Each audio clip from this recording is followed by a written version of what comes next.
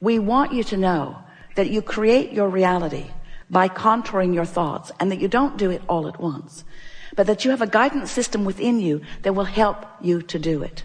And you also have a very responsive universe all around you, giving evidence all day, every day, of what your vibrational frequency is. Esther had one of the most enlightening and therefore satisfying days of her entire life at the Del Mar Fair, where grandchildren Kate and Luke demonstrated the principle of your vibrational point of attraction with such vividness that Esther will never wonder about it or law of attraction again.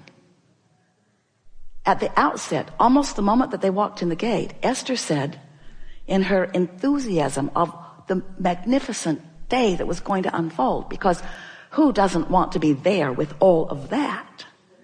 She said, there is a lot to choose from, so if you feel attracted to anything, just point at it. And right away, Luke said, I'm attracted to that. And it was a wheel. It wasn't a game. It was a sort of wheel. And so Luke spun the wheel and won free tacos. She wasn't very excited about. And then Kate spun the wheel and got something she really didn't want, a chance to win something at Knott's Berry Farm. And she looked slightly disappointed, and the nice man said, spin the wheel again, sweetheart. So she did. Got the same thing. Stupid tickets to win something that she didn't want. And she looked slightly disappointed. And the nice man said, spin it again, sweetheart. So she spun it again and got Slurpees from 7-Eleven, something that she talks about incessantly. So there it began. Kate's world was responding to Kate in the most magnificent way, and Luke's world had turned to manure already. Because not only did he not get what he wanted, Kate did, which just made it so much worse. And then the day unfolded where everything Kate touched turned to gold. There was a basketball game where Luke's really good at basketball. He has a hoop in his backyard and he's really, really good at it. Just came back from Spurs camp. So Luke's throwing the ball and it's just bouncing back, bouncing back, bouncing back. Esther invested close to his college education in the game. 3 more balls, please. 3 more balls, three more, please. Kate threw her first ball and it went right in. And she won a great big Pegasus. Oh, it was so big and beautiful. And Esther looked at Kate and then she looked at Luke and she could see the momentum had already begun. We won't tell you all of the details, but it was a remarkable day of Kate winning so much that they had to make a trip to the car to put it all in. And Luke saying, it's like they don't want me to win. They had gone because there was a train concert. When Esther discovered Train, she called them and said, you have to come, we'll go to the fair and we'll see Train. And everyone was excited because everyone in that family, this family, loves Train. So a nice man comes through the audience and picks Kate. Would you like to go on stage with Train?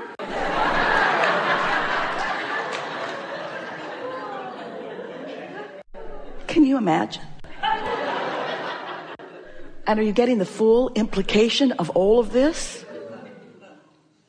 Before the concert, Luke had explained that his favorite Train song was Mermaid, and he knew all the words. That was the song that Kate got to sing on the stage. And then the concert ended. The band left the stage.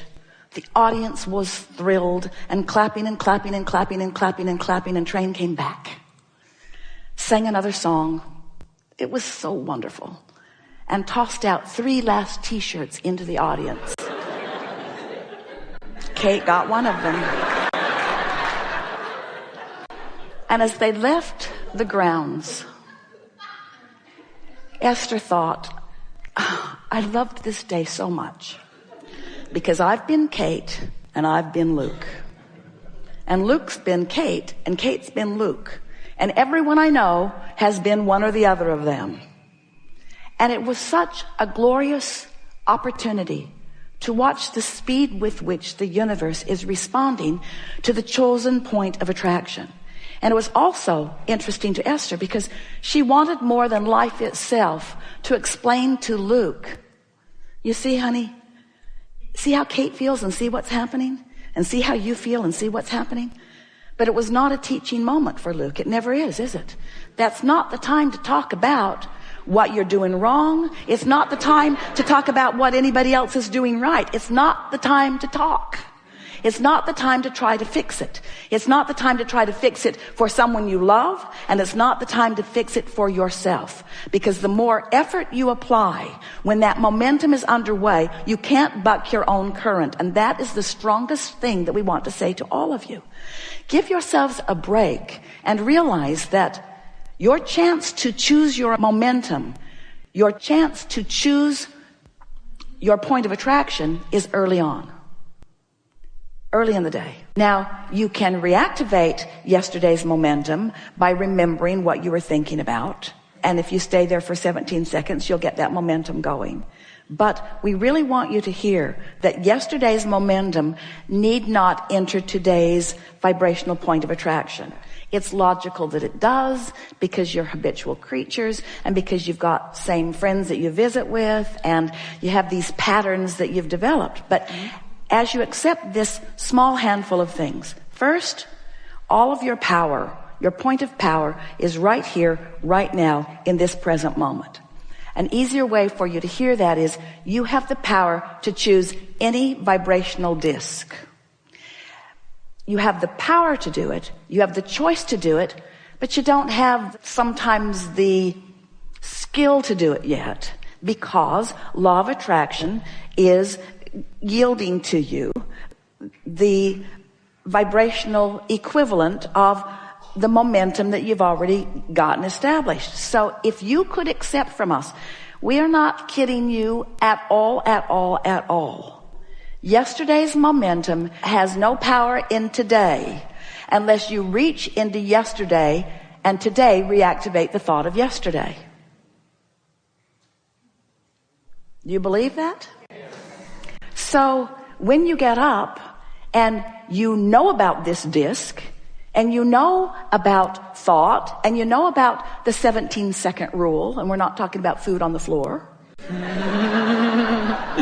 You know that you've got 17 seconds to establish momentum, that you have choices, then each day you do it, you'll get better and better and better at it. And so this is what we would do if we were standing in your physical shoes. We would put ourselves in our bed at night and we would say, tomorrow's going to be a whole new day and I'm going to get off on the right vibrational foot tomorrow and I'm looking forward to it, period. We wouldn't spend a lot of time beating any drums or making any promises to self or getting all girded up in determination. We would just softly make the statement to ourselves and then go to sleep as easily as we can. Then, in your first awareness that you are awake and aware, we would acknowledge it's a new day and a new possibility of momentum. And then we would contemplate these spinning discs that Abraham has been talking about, and we would just make a statement. I choose the high-flying disc. I choose the highest, most resistant-free vibration that I can find. And it's going to be fun to see what that choice of that disc yields for me today. And no big deal in any event. And then we would just take the day as it comes. In the first moment that there's a dip in the way you feel, you'll have conscious awareness that you've maybe chosen another disc, and you might even have awareness of what subject it was that took you there. Because you have patterns of thought, you have issues that you deal with, you have certain people that take you there, you know that you do. And what's going to happen to you after a few days is you're not going to feel protective of this high-flying disc. You're going to feel confident in your ability to get there. Maybe for a while not confident in your ability to stay there because life happens and you got stuff going on and there's momentum and there's people that you're dovetailing with, and some of them are easier to stay with than others. But gradually you'll begin to choose those conversations with others that are likely to keep you there and avoid those conversations that are not. But in the avoiding, there is the actual choosing of the other. So you can't walk through your day and say, I'm not going to talk to you, because that person shows right up. Just the idea that you're not going to talk to that person puts you on the disc where they live. And then every corner you turn, there they are again. It's uncanny. They're like stalkers. They're everywhere you don't want them to be. Law of attraction, make sure of that.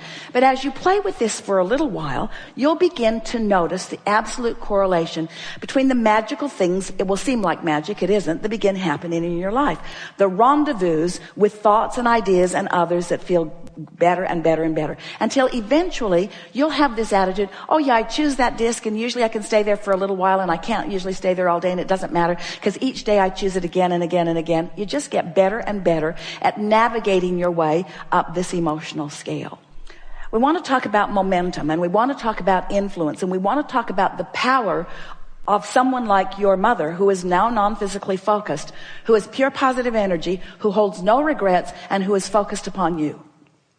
So we want you to focus for a little bit on non-physical energy, whether you define it as your mother, or whether Esther defines it as Jerry, or whether you call it Abraham, or whether you call it what most people refer to this non-physical energy as God, although they sort of mess it up with all of the things that they think about that. But whatever label you want to give to this non-physical energy, feel the power of it, the momentum of it, the lack of resistance of it, and therefore the potential influence of it. And know that that energy knows everything that you've put into the vortex, where it is in relationship to you, and is carving out constantly paths of least resistance in order for you to find your way exactly to